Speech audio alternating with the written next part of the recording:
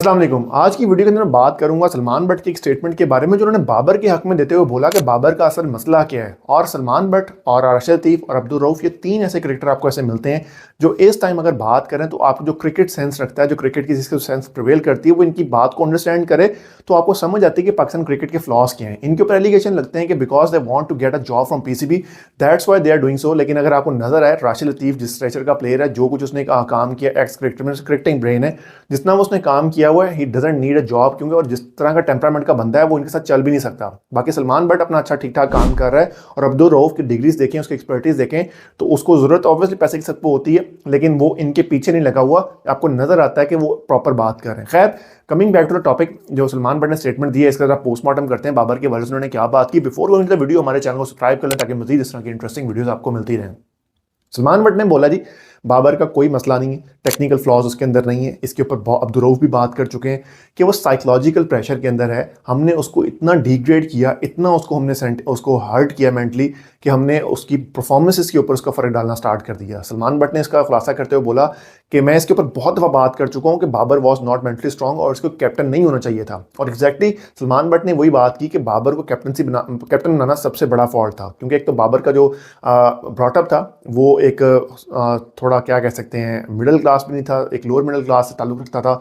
उसने वो चीज़ें देखी नहीं थी, मेंटली स्ट्रॉन्ग नहीं था। He is always dependent upon others to take his decisions. तो उसने खुद ज़िंदगी में डिसीजन लिए ही नहीं। जो कैप्टनसी है ये प्रॉपर एक फेज़ की तरह चलती है और उस फेज़ से आप सीखते हैं, आप इन चीज़ों को देखते हैं। लेकिन बाबर ने इस तरह का कोई काम नहीं किया हुआ था जिसकी बेसिस के ऊपर कैप्टनसी दी जाती है। आपने देखा वो अच्छे रन्स कर रहा है तो आपने उसको दे दिया और वो टीम परफॉर्म करती गई। तो बाबर के थोड़े से जो इश्यूज आ रहे थे, जो मेंटली क्रम्बल किया उसने साइकोलॉजिकली, वो आपको बाद में फ्लॉस नजर आना स्टार्ट हुआ। तो सलमान बट ने इस चीज़ को सेकंड करते हुए बोला कि जो बाबर था वो एक अच्छा प्लेयर था, अच्छा कैप्टन नहीं था और बाबर को कैप्टन बना के हमने सबसे बड़ी गलती की।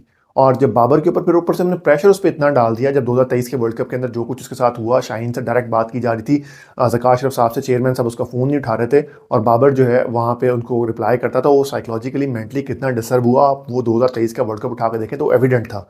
फिर उसके बाद बाबर ने जो स्टैंड लिया बैटिंग कंपनीज के अगेंस्ट, उसकी वजह से बाबर के खिलाफ हुए, रिजवान के खिलाफ हुए, तो एक पूरा महाज इकट्ठा करके बाबर को साइकोलॉजिकली इतना कर दिया गया, मेंटली डिस्टर्ब कर दिया गया कि उसकी परफॉर्मेंसेस के ऊपर इफेक्ट आना स्टार्ट हुआ, क्योंकि वो मेंटली स्ट्रॉन्ग नहीं था, एजुकेशन इतनी स्ट्रॉन्ग नहीं थी, पीछे बैकग्राउंड इतना स्ट्रॉन्ग नहीं था कि वो उस प्रेशर को कॉप अप कर सकता, पर्सनैलिटी वैसे डेवलप नहीं हुई थी जिसकी बेसिस के ऊपर इन सारी चीज़ों को कॉप अप कर सकता। और वही नतीजा हुआ कि जब उस पर प्रेशर पड़ा वो क्रम्बल कर गया और उसकी अपनी परफॉर्मेंसेस जो है वो इफेक्ट हो गई। आपने टीम से ड्रॉप कर दिया, बगैर वजह के ड्रॉप किया, बगैर वजह के लेके आ गए। अब बाबर को ये सारी चीज़ों से निकलने के लिए टाइम लगेगा और ठीक ठाक टाइम लगेगा। He has to work upon his skills, और स्किल्स उसके पास मौजूद हैं, लेकिन उसको बेसिक्स की तरफ वापस आना पड़ेगा अकॉर्डिंग टू सलमान बट।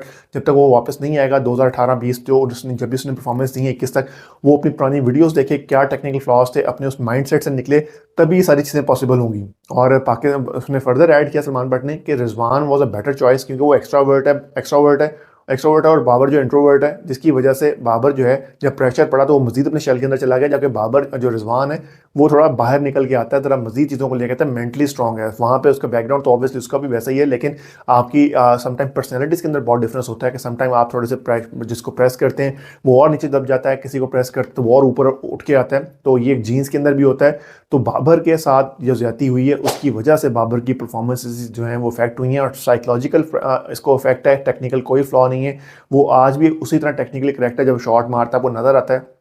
लेकिन जब अब जो है उसको स्ट्राइक रेट करके आपने उसके ऊपर प्रेशर क्रिएट किया, Babar was not a power hitter, वो मैक्सवेल नहीं था, वो कोई अभिषेक शर्मा नहीं है, वो कोई रोहित शर्मा नहीं है, वो एक क्लास प्लेयर था, कंप्लीट प्लेयर था, जिसको लेके टीम ने उसके इर्द गिर्द खेलना था। और हमने बाबर से क्या काम करवाने स्टार्ट कर दिए, जिसकी बेसिस के ऊपर ना बाबर उधर का रहा ना बाबर इधर का रहा। अब बाबर को अपनी गेम को खुद अंडरस्टैंड करना पड़ेगा। उसने सलमान बट ने ऐड किया कि जब बाबर को ये सारे मशवरे दे रहे थे तो Babar should have given them a shut up call कि भाई मेरी ये गेम है, मैं ऐसे ही खेलूंगा। हाँ, स्ट्राइक रेट जो है T20 के अंदर मैं थोड़ा इंप्रूव करने की कोशिश कर सकता हूँ, लेकिन if you are going to ask me तो मैं I am going to hit 4 sixes 5 sixes, this is not my game. मुझे अपनी स्ट्रेंथ का पता है, मैं उस स्ट्रेंथ के ऊपर ही खेलूंगा और मैं उसको मजीद बेहतर कर सकता हूँ। तो ये सारी चीज़ें सलमान बट ने कही हैं और मैं इसके बारे में बहुत दफ़ा बात कर चुका था और सलमान बट ने भी वही बातें की जो मुझे नज़र आ रही थी। आपका इस सब के बारे में क्या ख्याल है? Do you think Babar really struggling because of his mental health issues? Babar को कोई साइकेट्रिस्ट चाहिए, बाबर को इस तरह का कोई हेल्प चाहिए जिसकी बेसिस के ऊपर बाबर इन सारी चीज़ों से निकल के आए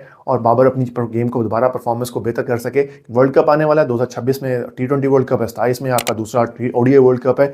तो Babar's presence in are team is will be a vital, और उसकी परफॉर्मेंस अगर आ जाए तो ये सोने पर सुहागा हो जाएगी। Pakistan will be a very good unit, और जिस तरह हमारे टॉप ऑर्डर और डाउन द ऑर्डर खेल रहे हैं, हमारे प्रॉपर प्लेयर डेवलप हो सकते हैं, तो हम एक अच्छी टीम बन सकते हैं। आपका इस सब के बारे में ख्याल है, क्या ख्याल है? आप सलमान बट और मेरी इस राय से एग्री करते हैं, नहीं करते हैं? Do let us know.